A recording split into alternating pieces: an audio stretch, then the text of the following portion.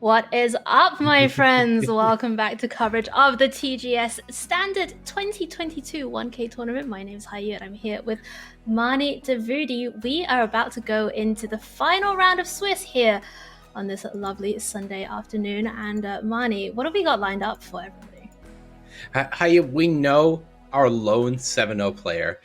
We saw Scrubly get there with Jeskai midrange. So instead, we're going to figure out who's joining them in that top 8. We have two players playing two of the decks that we've really enjoyed from this tournament so far. QBEK on the mono black control deck that we saw 2 rounds ago, and Rope on the Jund midrange deck we saw last round. And both these players are sitting at 6-1, so it's really do or die here. The winner guaranteed in top 8, the loser going into that tiebreaker scrum to see if they can squeak in as well or if they're out.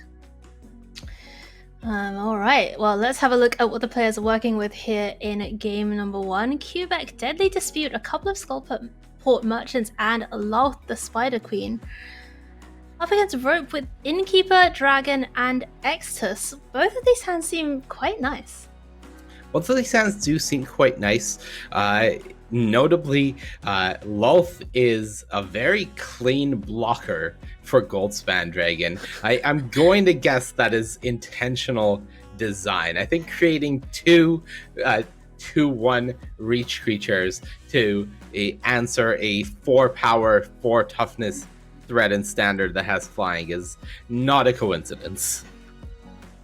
She'll certainly be putting in the work today for QBEK. We've seen her be very impressive already multiple times in our feature match area as the players get going, Ronnie. Yeah, and few too many comes into play tap lands here for Rope. We do already see one layer of the Hydra coming down, but another in the hand as well as a Hive of the Eye Tyrant. Those will be coming into play tapped, so things will be slowing down a bit for Rope from here on. QBEK finding the missing piece of the puzzle in that Shambling Ghast, and if you are looking for the missing piece of your work or battle station, you can check out Kanto Living, who has all the equipment and all the other stuff that you might need to finish off your home office. Very well done. Very well done. Please hire me to do ad reads on your stream. So close. I almost kept it. Almost got it. So, Instant Predator, that one is down on the battlefield. Now, is this mono black deck going to find it as annoying to deal with as we saw the Dragons deck find it earlier? I mean, if they find it as annoying as the Dragons deck, that just means that they're going to very easily beat it. But I do think that this is actually not that annoying for the mono black deck. They do have access to 3 copies of Soul Shatter in the main deck, as well as 2 copies of Professor Onyx. So definitely a few more ways to sort of target the Emerson Predator without actually worrying about destruction or indestructible clauses, instead going for the sacrifice outlet, as well as having access to Blood on the Snow to sort of clean up the rest of the board if they do want to go after the Predator with targeted removal. Yeah, these come into tap lands. Kind of brutal for some of these multicolor mana bases that want to take advantage of them as well. What's not brutal is those 2 treasures sitting on the battlefield there for QBEK, meaning that this Professor Onyx can just come down and get rid of this Vampire Dragon right now. I mean, why not if you can? Turn 4 Professor Onyx, not bad. Not a bad play. Not a bad play, and even because of that starting 5 loyalty, will still be able to survive a single attack from the Prosperous Innkeeper. So in order for this Professor Onyx to go down, Rope will need to have something else. Fortunately, they do have that Goldspan Dragon in hand, so they won't need to worry about fumbling around by activating a lair of the Hydra and using their entire turn just to get rid of that Planeswalker. But still, this isn't the greatest position to be, because now your Vampire Dragon is gone and your opponent still has 6 cards in hand. just wondering what color those temples of the Dragon Queen chose. Oh, there are. I would guess we'll at find least out. one of them is red. Most doesn't like look like both. Both, yeah, it's not both for sure. So it is going to be Hive with the Eye Tyrant being fired up. That's going to take care of Professor Onyx, and we're going to see the Innkeeper go and just prod at the face of QBEK. Yeah, but it's Loth time. Empty board, I mean, close to it. 5 mana. That's a lot of lulls. Release the Spider Queen. She is going to come down, make the two 2/1 spiders as blockers, and of course when they die she gets loyalty counters back, so that is actually a pretty powerful effect if you think about, you know, the traditional design of planeswalkers where they have to go down low in order to protect themselves. Well, these creatures actually can give her back loyalty as well, so a really powerful design in this 5 mana planeswalker, and maybe one that we'll be seeing throughout the next couple of years.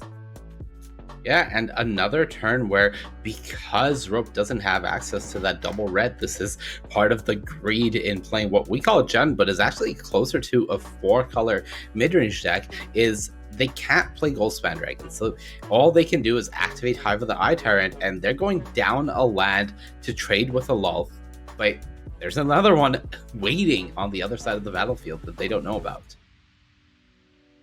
I mean, at this point, if you're Rope, you've just got to be like, come on. The last 3 turns have been Professor Onyx, Lolth. Yeah, it is just so much not what you want to see. And this is the bread and butter of this mono black control deck.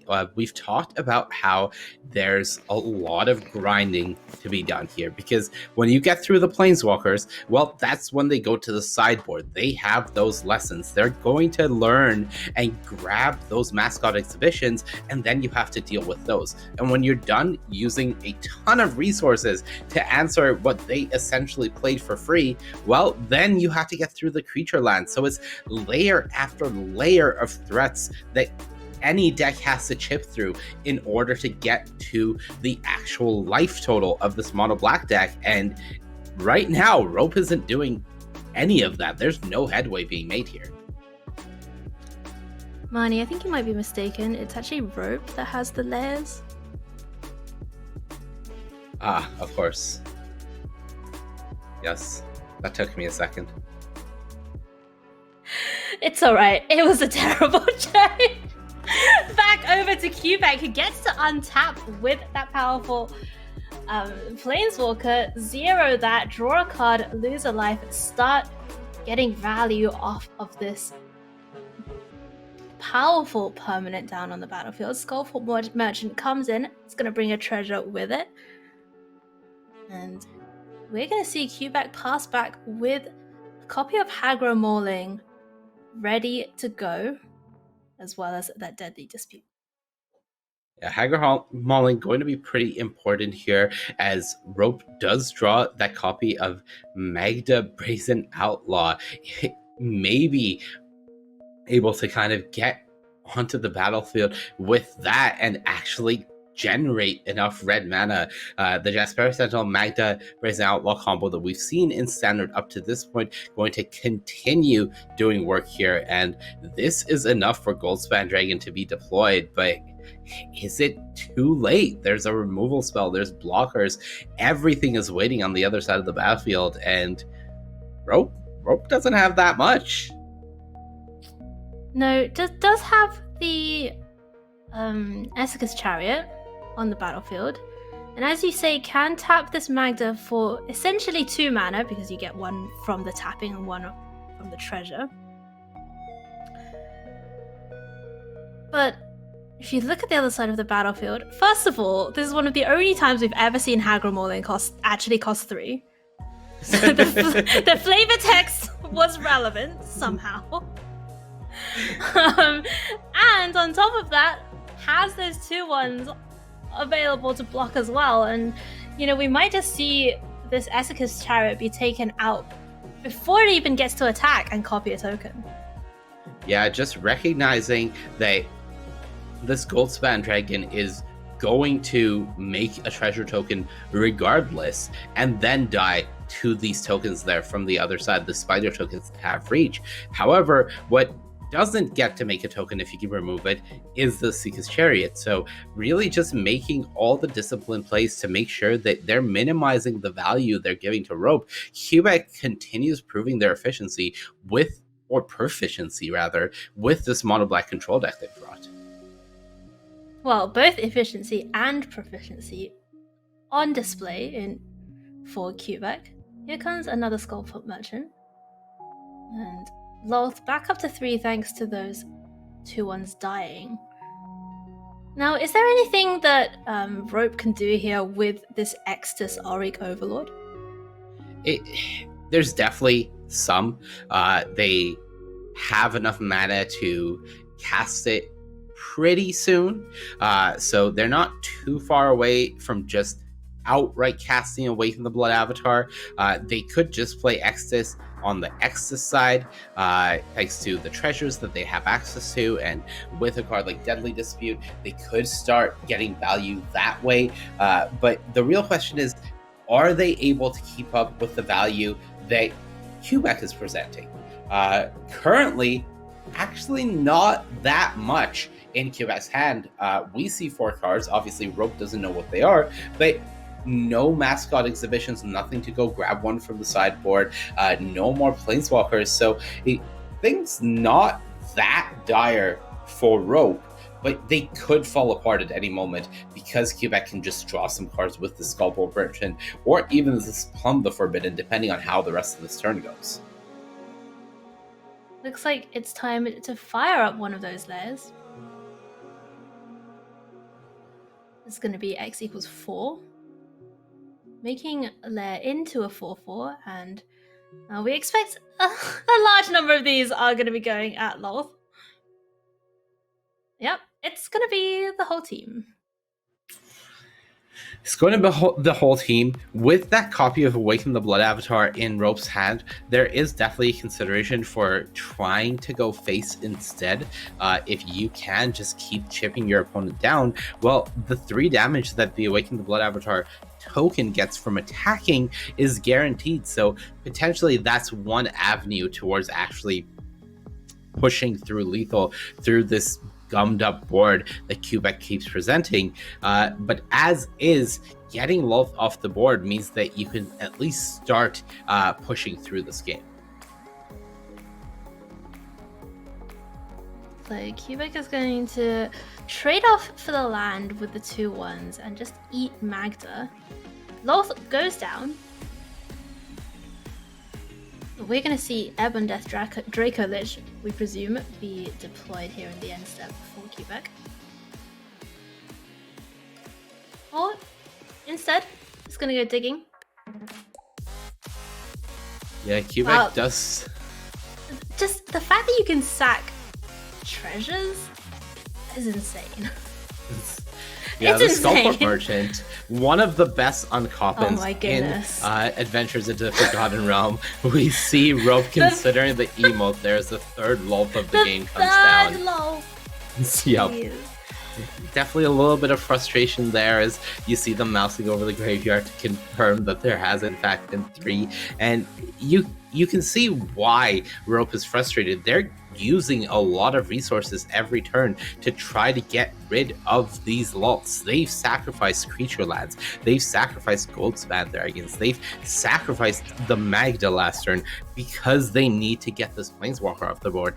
And each time they do, there's a replacement waiting for them. At some point, they think, all right, this is the last one. This is the last one. And it just never is.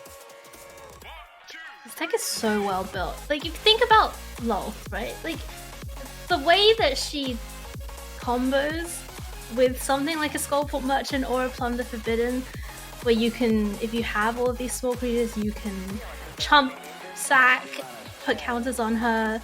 She makes creatures to fuel those, those sack effects. It's so great. And this really does feel... seeing her. This does feel like a sort of inevitability situation where QBEK is just waiting to draw one of those copies of Hunt for Specimens or iTwitch, because as soon as you do, you can use your sacrifice outlet like the Skullport Merchant or just passively Hunt for Specimens and get a mascot exhibition from your sideboard. And then what is this deck doing? So Rope had the option of Awakening the Blood Avatar here. Decided instead to go for the Lair of the Hydra. Now, is there a reason to wait on the Blood Avatar? I think it's just the fact that they're not wanting to walk into a potential targeted removal spell from QBEK's side. They don't want to walk into another Hagra Mauling. There are 2 copies in the deck or 2 Power Word kills, and just push this Lolth off the battlefield. Unfortunately, each time it's coming to you at the cost of your lands. Rope is never really making more board space here. They're just sacrificing resources to try to get rid of these planeswalkers.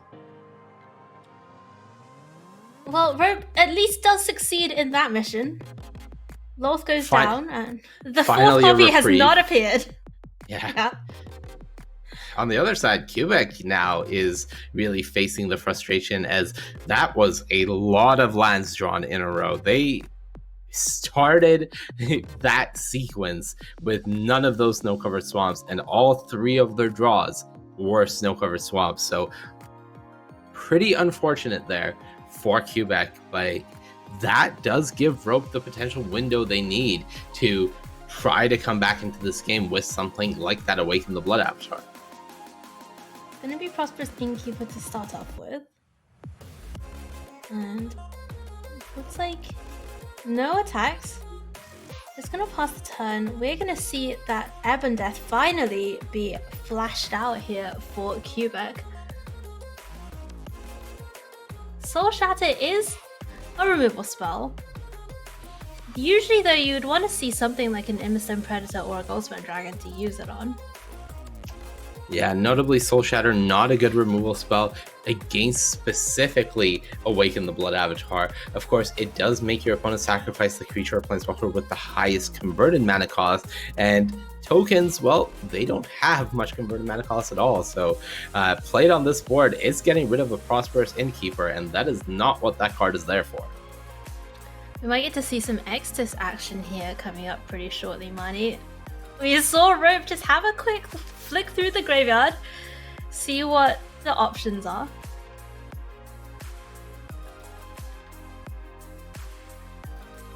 Still nothing. A lot of patience being shown by Rope here. And what's Rope waiting for? I'm honestly not quite sure. It's possible that they feel like they need to wait for something like an Asika's Chariot. It's possible that they themselves are a bit lost looking for a Goldspan Dragon, but as things stand, each turn that they wait when QBEK has these powerful draw engines going for them is another turn they're falling behind. Speaking of falling behind, here's Power Word Kill to take down Magda.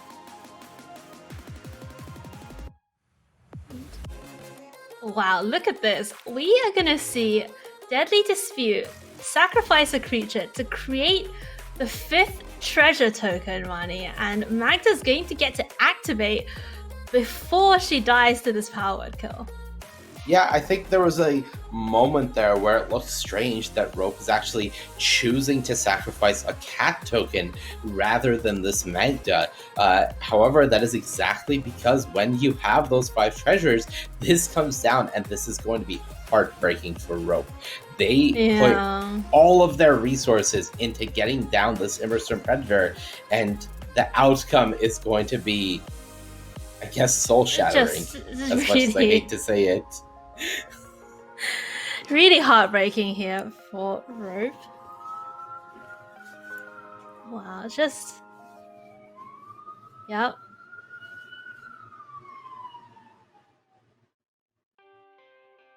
It's gonna... Here comes the Ebon Death once again out of the graveyard. Yeah, Ebon Death, of course, only requires a creature that's not named Ebon Death to have died this turn. It doesn't have to be your creature. So the Magda and the cat token dying does allow QBEK to bring it back in response to that target. There's the Soul Shatter. There maybe is also the shattering of the ropes. Prospects of winning this particular game. It certainly is not getting easier as each turn goes on. Still, 2 copies of Awaken the Blood Avatar waiting in the wings, and finally Seeker's Chariot drawn. Seeker's Chariot is pretty decent here for Rope. Just going wide now, maybe the path to victory here. QBEK just has this pair of Skullport Merchants and of course some of the creature lands on the blocks, but Faceless Haven aside, none of those trade particularly well against Seeker's Chariot. They don't, but what QBEK does have going for them is they have a lot of creature lands on the block. With the second Faceless Haven that they can play this turn, they're representing at least 2 creature lands being powered up for any given block. So still feeling like they have the better position here, and that has been effective up to this point. How about Goldspan Dragon off the top here for Rope? Their deck finally starting to cooperate and delivering the hits off the top. Goldspan Dragon comes down. That's going to have a clean attack in, and Power Word Kill is a very powerful removal spell, but it does absolutely nothing against Goldspan Dragon. Unfortunately, that is one of the forbidden creature types there on Power Word Kill is you are not touching this Goldspan Dragon. So definitely not helpful in that regard. Will be able to get Ebon Death back, but he's coming in to play tapped, so you're not blocking that Goldspan Dragon with this turn. Ebon Death is down. If Rope can find a way of either getting rid of that Ebon Death or just pushing through a couple of extra points of damage, there might be a way to victory. You know, QBEK is down at 7, and that is a lot of small creatures on the battlefield that can all start adding up the damage. Yeah, and up to this, oh my goodness, never mind. That's Professor Onyx. Let's Professor Onyx. Those are spells to cast. I was going to say that up to this point, we had not seen QBEK really find anything to do with all of this mana that they have, and now they have found the world. This Hunt for Specimen going to trigger the Magecraft ability of Professor Onyx. They have the choice of whether they want to find a Mascot Exhibition this turn or just pad their life total a bit, go for something like an Environmental Sciences, and by doing so, they will push themselves further into safety. As now, what is Rope going to do? So the options: Mascot Exhibition ×3, 1 Necrotic Fumes, and those 2 copies of Environmental Sciences. I mean, this is just looking completely, or almost completely hopeless now here for Rope. Crack Crown Pathway, not necessarily what they were looking for. Yeah, and we've been talking about this Awaken the Blood Avatar. We've been talking about how if it comes down, maybe Rope can start pushing some path towards victory. But contrary to what it looks like and what you would sort of expect from this type of effect in the past, Awaken the Blood Avatar isn't creating a demon. It's in the name. It's creating an avatar token. It creates an avatar. And that means Power Word Kill. Well, that finds a target there. I really thought it was a demon. I was like, oh, you know, at least it can't get just immediately destroyed by this Power Word Kill. But nope, that is creating an avatar token.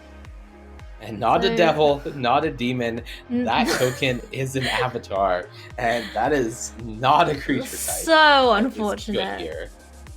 All right. Well, you know, Rope gotta at least, get that going. Eska's Chariot is gonna be crewed up. Gonna go to the attacks. And yep, that is going to be powered kill, taking out the 3/6 before it can either attack or Eska's Chariot can make a copy of it. Yeah, and with the Professor Onyx trigger, that is just going to pad QBEK's life total further. They still have the blocker for the Asika's Chariot. That is a heartbreaking sequence of turns there for Rope, as they were just close to finding the things they needed. And every time QBEK had the answer in that Soul Shatter, in that Power Word kill, and that Professor Onyx off the top just really sealed the deal last turn. I mean, Rope faced down 5 Planeswalkers by my count in that first game.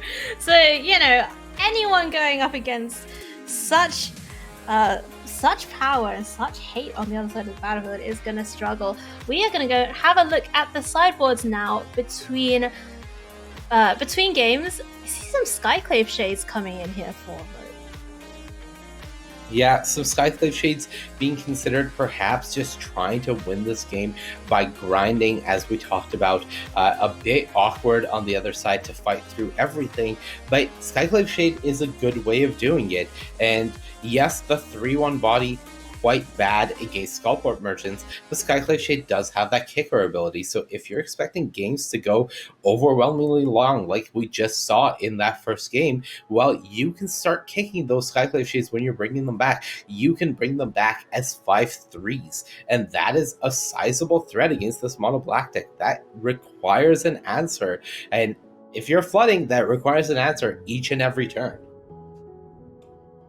And looking at this mono black control list, no copies of Shadow's Verdict, the sweeper that we're used to seeing, of course, to deal with these recursive threats. And in fact, I will say almost all of the removal spells here for QBEK are just ones that destroy. Very little exile to be found here in QBEK's list.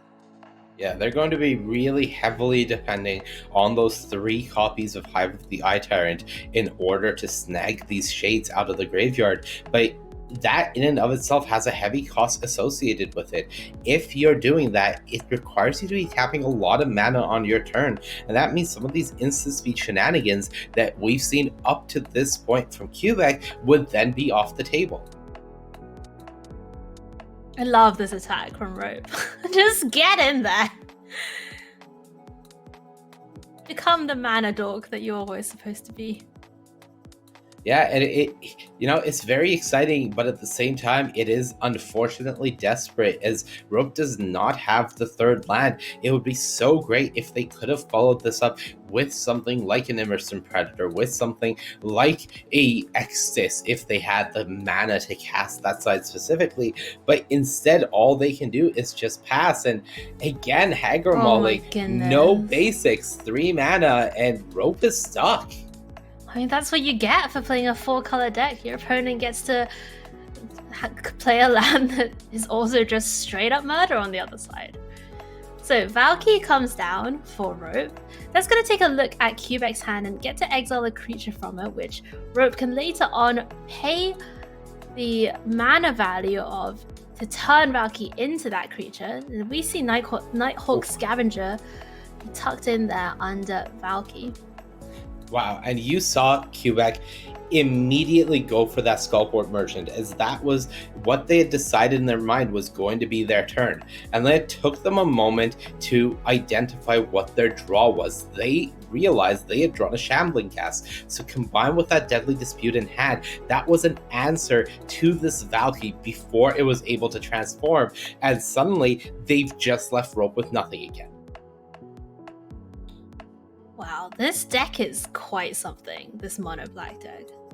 Yeah, I am loving the synergies that this deck is able to put together. There's been so many cool little tricks that we've seen them be able to do using those Skullport Merchants, using those Deadly Disputes, really all-stars as they do continue to fuel your hand. And that 1 copy of Heaven Death, we see it be the target there of that check for traps, because Heaven Death just dominated that last game in ways that didn't immediately look like they were dominant, but the end result was each turn Rope felt like they were falling further and further behind. Yeah, Heaven Death doing a great impression of, you know, a squee almost, just being able to be recast again and again. Rope finally finds land number 3. Thinking about getting this Immerston Predator down, although no protection, of course, for it without another creature on the battlefield. And we also do see that Rope's clock appeared in that last game and is back now. Oh no! Oh, is that a flunk? Oh, it was a flunk. Yeah, Immerston Predator, you have failed this class. Yeah, just when it looked like QBEK might need to slow down a bit because they had no answer to the Immerston Predator in play. Just when they thought it was safe to go back in the water with the Vampire Dragon, Flunk gets drawn off the top, and suddenly we've got Rope at 14 life, and QBEK is in full control of this game.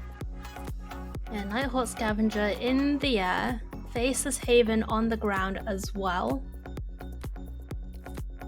Skullport Merchant and the Shambling Gust for value. And how this mono black control deck from QBEK, this only lost one round up to this point, and that was to our undefeated player, Scrubly, on that Jeskai mid-range Dragons deck. So definitely no slouch to lose to, and otherwise an unblemished record. And this deck is really impressing me. The more I see it, the more I love everything that it's doing here. Yeah, just all these small synergies between various different cards, and overall the strategy as well, very consistently able to survive against these aggressive decks and grind out value against the mid-range decks. Just really doing it all here for QBEK. As we see a big attack in and Mascot Exhibition put in hand as well. Rope can get the Immerston Predator down, but they're at 7, and QBEK has got an army and a can in hand.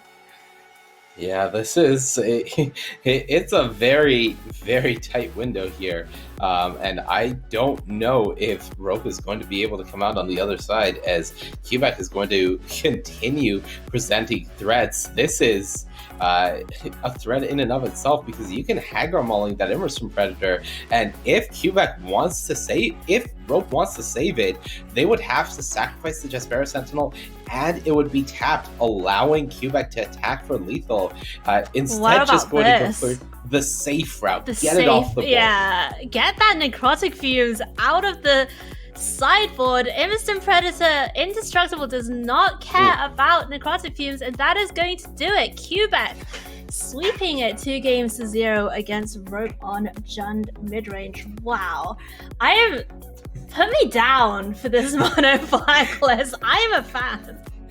Mono black is one of those, mono black control specifically, let's be specific, is one of those archetypes where, like, every 6 to 8 months, people are like, have we tried mono black control recently? There's like visions of tendrils of agony and corrupts just like swimming through people's minds as they like think back to the olden boomer days, and they're like, gosh, I really just want to play some mono black control, and every time it's just not quite there. Is mono black back? Are we falling for the trap? Are we eating this bait here? Are we doing an Amy Winehouse and going back to black? Is it happening finally? Tune in after the break to find out. I really hope it is, because this deck looks so cool. Yeah, it is super, super cool. And because that one was such an epic battle between those two players, we are actually going to go to break after that.